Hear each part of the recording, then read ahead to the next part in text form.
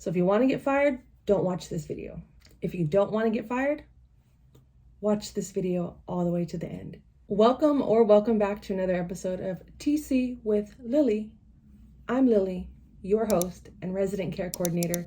We are learning and growing together. This is a day in the life of a real estate transaction coordinator, solopreneur, full-time auntie, mentor, educator, fun haver, joy chooser, Beyonce Beehive member, full-time to be exact. In this episode, as you see from the title, we are getting into 7 email mistakes you don't want to make and tips and solutions on how to improve and do better. What do you think about that?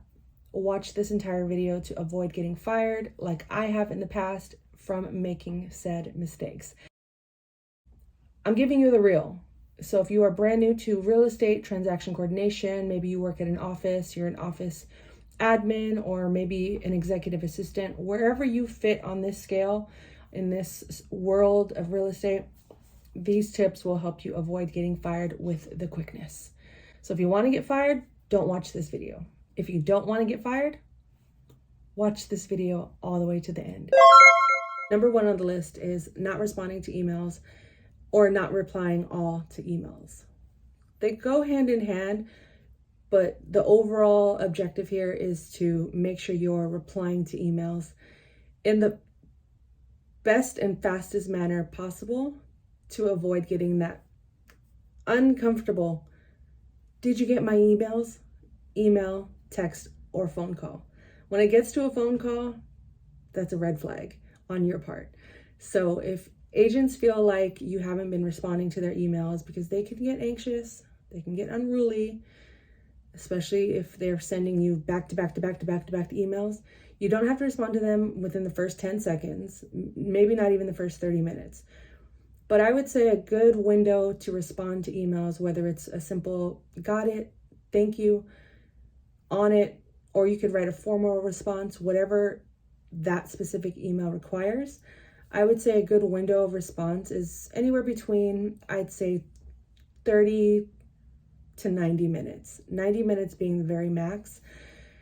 On the quicker end, this will play into one of the steps later, but I would say in the first 5 minutes, a simple okay is fine. And if you want to come back to that email in the next 30 minutes or an hour, you can give a more elaborate response to said email or whatever request they're asking of you in that specific body. Overall, just simply responding, got it, congratulations, great news, working on it. You don't even have to give them a deadline unless they say, hey, can you get this done by 5 p.m.? You can confirm, yes, I'll get it done by 5 p.m. But through my experience, I've learned the hard way that responding to every single email is crucial to providing quality service as a transaction coordinator, even as an entrepreneur on any spectrum of the deal in general. As an admin, like I said, the list goes on and on. This is just simple email etiquette. But when you're working in real estate and you're working with agents and realtors and escrow officers that can be anxious and moody, a simple, okay, got it, goes a long way. Number 2, this one, for all my new entrepreneurs out there, all my new independent contractors, when you are starting your TC business and when it comes to your inbox, please separate it from your business and your personal. Create a whole new account for this new business that is about to come your way. Do not mix your, 123 holler at me at Gmail emails with your transaction coordination business. Separate the two, create a whole new, you could even write TC holler at me at gmail.com, whatever the case.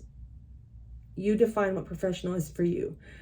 What I'm saying is to completely separate, do not mix your business emails with your personal emails, because one, it's going to get overwhelming. You're going to sit back and wonder what's what, Target's having a sale, but then this agent is asking me, what's the status on the disclosures? Keep it separate. It's good for your peace of mind. And honestly, it looks a lot better as a business person, as a business owner, when you don't have both of them simultaneously running together. And just a little FYI and a solution to this is, I believe Gmail right now is around $14.99 for a custom email through G Suite, which comes with a bunch of other features. So do your research, do your due diligence, but you can absolutely pay for a custom email. I would start with whatever works within your budget. So you can start with an @Gmail, free, right? Also, not to be judgmental, but this may come off as judgmental. When I see an @Yahoo or an @AOL or maybe an @SBC Global, I don't even know if that still exists, but it worries me when people still use those accounts. So consider upgrading. If you choose to keep it, it's fine, as long as you're still able to function and get the job done and make money. More power to you. But for me, I'm a Gmail fan. I personally think they have the best features. So look into buying, start off free if that's what works for your budget. Then consider upgrading to, an your business name, domain, and email. So then that way it's uniform across all platforms. There's no confusion. And when someone's going to send you an email, they're not looking through 10 different accounts that you're associated with. There's just the one and done, easy, get straight to you and in your inbox. Number three. This should technically be number one, but number three is not having boundaries and responding to emails all hours of the night and day. If that is what you've agreed in within your business agreement or your contract, whatever arrangement you have with your realtor, that's fine. Then don't worry about what I'm about to say.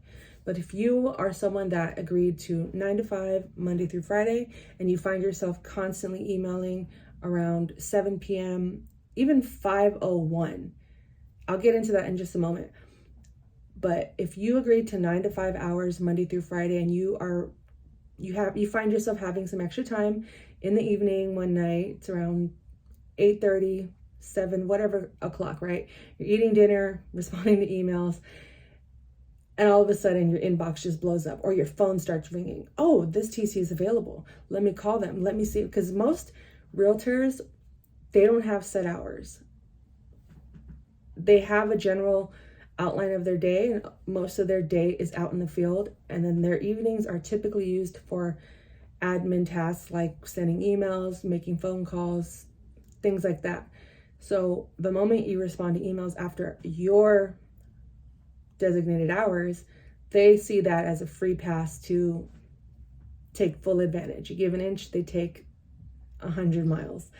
So tread lightly with this one. Set your boundaries, communicate early and often, highlight it in your agreements that, hey, I work through these hours. Of course, if there's an emergency or something is urgent and pressing that requires you to respond, absolutely respond. Make sure that urgent is in the subject matter, or maybe you see it in the body, because I do work after hours. I do. It's not uncommon for TCs to continue working after their set hours. But I personally am not responding saying, hey, got it, on it, because I've already established with my realtors that I work between these hours unless something is urgent or absolutely pressing and needs to be done at that moment, which usually will follow up with a phone call or a text like, hey, this is urgent, can you call me back, right? Typically won't, if something is urgent, they're not going to rely on you to respond to an email. They'll find another way to find you. Going back to responding after hours, early on in my business, in my first couple of years, definitely my first year, I was responding to emails at all hours of the day because I was so afraid to lose anyone from my roster, any type of business, any type of money. So I was doing things late night. I was doing things early morning. There was one agent that would constantly call me on the dot, 6 o'clock in the morning every day. Then it became 7 o'clock.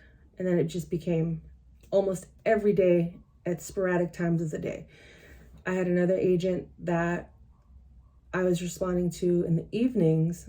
So she pretty much just abused her power and then turned it on me when I stopped responding, even though I said, hey, these are now my hours. But when I stopped responding after 5 o'clock, it turned on me as like, hey, you're not communicating with me, you're fired. So you could do everything right as well and still get fired. It's just agents can be superstitious. They can have preferences. Their niece or their daughter make, a friend of a family may be a TC, and then you just lose business. But not having communicated your boundaries up front can absolutely just ruin your peace of mind and create a work lifestyle that just is so imbalanced that it can cause burnout, frustration. And honestly, I don't want that for anyone. So my best advice and suggestion is to communicate early and often what your boundaries are, what your hours are, and what you're willing to or not to respond after certain hours or even certain days. Number 4, this goes into more productivity tips. And once you're in your inbox, in order to be more efficient, because if you are having trouble keeping up with your emails or responding on time, one of the quickest ways I've found that has helped me in my business is creating email templates. What do I mean by email templates? I'm speaking to Google members. Gmail members, if you don't have a Gmail, I highly suggest you create one and transfer all of your business or reroute your business towards that account, because they have so many great free features that make productivity and your business just run a lot more smoother and efficiently. One of those free settings are creating templates. So in the beginning, I was typing everything out manually. I didn't really have an efficient system in place, but I realized that Gmail had templates. So I said, okay, what are the, 5 emails that I send regularly for every transaction? And let me go back and read those emails and create a template. So I did just that. And now I have over 20 different templates for different types of scenarios. I have templates for certain team members. I have templates for certain broker demand requests, for escrow, for inspectors, for follow-ups, for timelines. There's so many different, buyers and sellers. There's so many different templates that will save you so much time. So rather than you sitting down and typing out this 3-paragraph template for every transaction, you can just select your template and it inserts automatically into your email body. And then all you have to do is change a few things, like say that, who's this going to, the property. And I'm pretty sure that if you're using a third-party transaction management platform, I'm not going to name all of them, but basically they have codes that you can insert within your templates, and all you have to put is the code and it automatically syncs in whoever it's going to, or whatever information you need, such as, dear first name and first name buyer, right? So it'd be like, dear John, congratulations on ratifying, and then the code for property, 123 Main, and then with realtor code,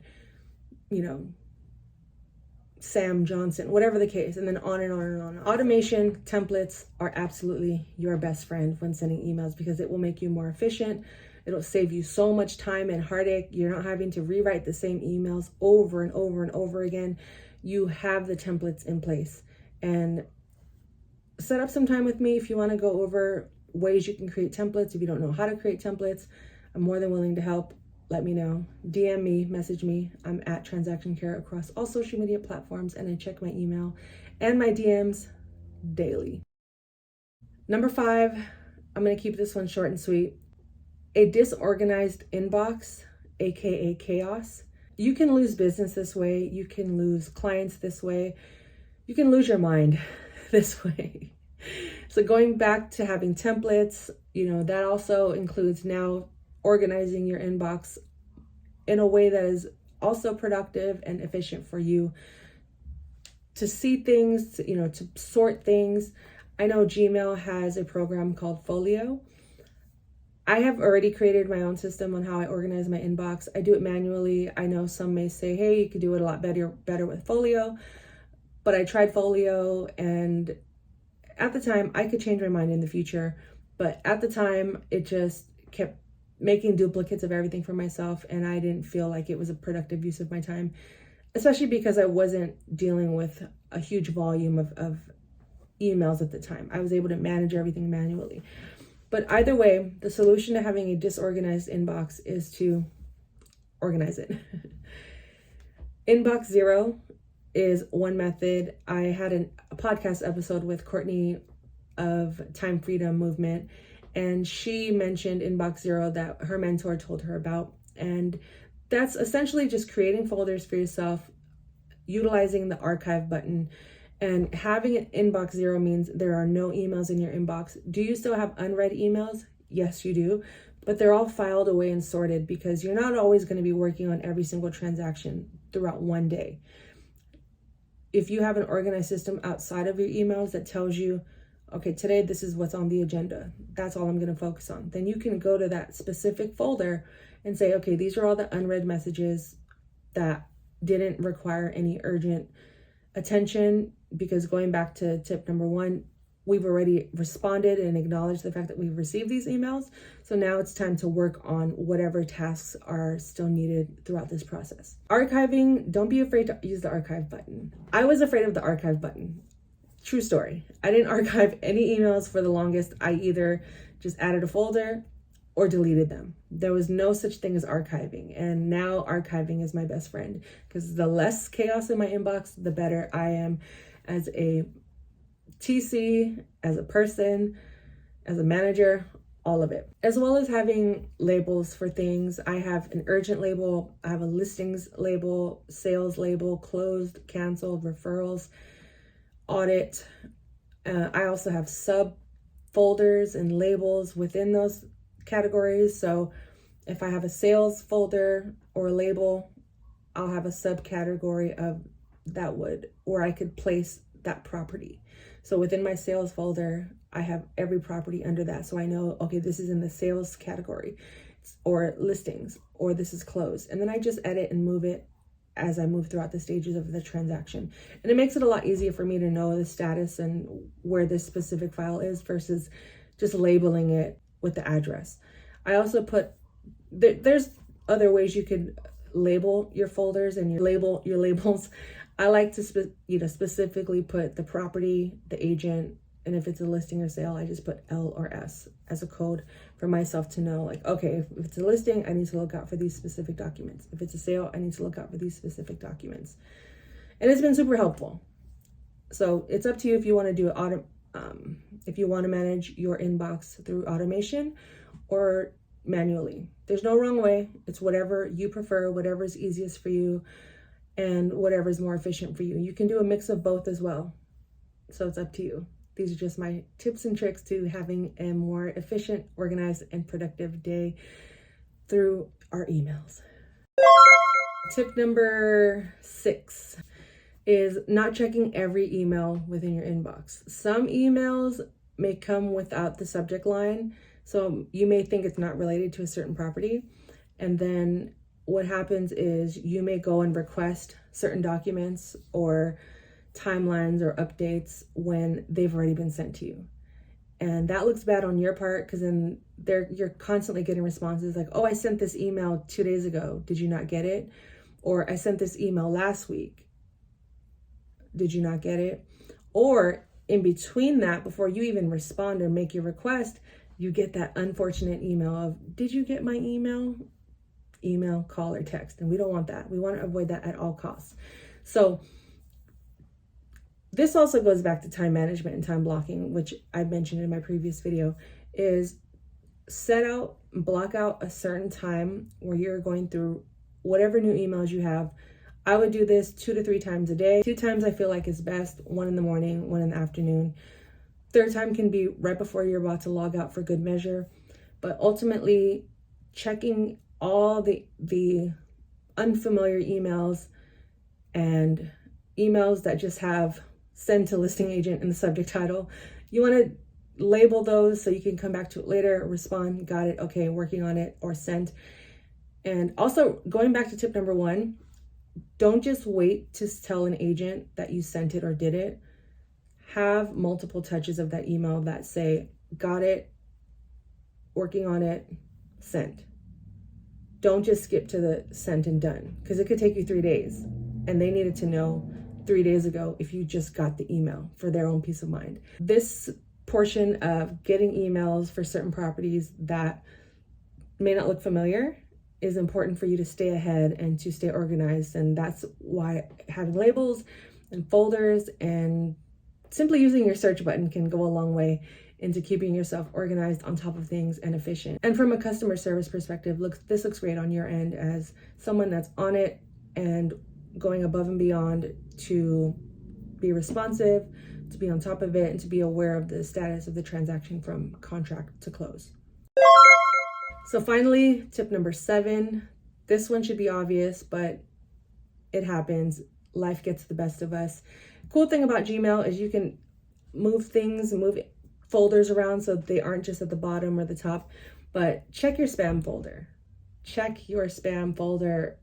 I have filters to decrease spam going into my inbox, but every now and then I do get emails that are relatable to a specific transaction I'm working on that get kicked to my spam folder. Why? I don't know, especially when it's from someone I communicate with on a daily basis. It still happens, and there's no way around it. It's just up to you to filter through that folder to make sure that it's coming from the right person. And what I like to do is, if I get spam and I see it in my folder, before I move it to my inbox or before I hit respond, I double check. So this is a part of slowing down and not rushing. Let me know if you want me to do a part 2 of this, because I would definitely get into other ways that you can destroy your career by not managing your inbox or your emails properly. But when it comes to spam, another thing we don't want to do is get a virus or give someone else a virus. And oftentimes spam can look like real email. So a couple ways to avoid or to create solutions for this, simply to just click on the sender's name and see if it matches their actual email that they normally send from. If you start to see new characters, or maybe it says like .xcom or something just unfamiliar, then you could chalk it up as spam. If you're still unsure, just call or text your agent directly or send them a separate email and say, hey, you could take a screenshot of the email and say, hey, just want to verify, is this a real email or is it actually spam? That way you're doing your due diligence as a TC with mitigating any issues that could occur from this, that we want to avoid at all costs causing more issues. So check your spam folder, but also be wary of actual spam versus real emails. Those are just a couple of suggestions I would apply to my business, and there could be money in your spam folder as well. So don't count it out and don't avoid it. Thank you for watching if you made it this far. These were 7 email mistakes you don't want to make and tips and solutions on how to do better. From my point of view, through my experience and all of the years of getting fired, getting hired, staying on board, for having long-term working relationships with people, it was through my mistakes that I learned, like, okay, this is where I can improve, this is where I can do better, or I could stop doing this, I can add this on. And communication is your number one asset when it comes to running a business, and staying in tune with what's going on, responding when it's appropriate, replying all when it's appropriate, as well as just acknowledging that you've received something or that you're staying organized and on top of it. Because having an efficient and productive workspace is not just your physical workspace, but also your digital workspace. Keeping your business and your personal separate is key, with your money, with your emails, with your life. You want to have boundaries within the parameters of whatever you're doing throughout that day. So then when it is time to clock out, you can easily just go into, personal you, into your personal life, and just enjoy it with little to no distractions from work, and to be less consumed with the things that are going on throughout the day. Having an organized inbox or system in place and programs that you're using can ultimately just save you a lot of heartache and headache and bring a lot more ease into your day. Comment below if these tips resonate with you, if you've gone through similar experiences, if you've been fired or let go because of these unfortunate mistakes, or if you've had to fire someone because of these unfortunate mistakes. I'd love to hear from you. Let me know in the comments your experience on either spectrum. And merch. Transaction Care t-shirts are available at tccarepackage.com. Care for yourself, care for your wealth. It's a motto, because if you don't care for yourself, your money and everything else in your life can fall to the wayside. So put yourself first and everything else will flourish from there. And to all my real estate professionals, entrepreneurs, solopreneurs, buyers, sellers, anyone that works in real estate, I have a podcast. I have a lot of fun creating this podcast. I do interviews, I do solo episodes.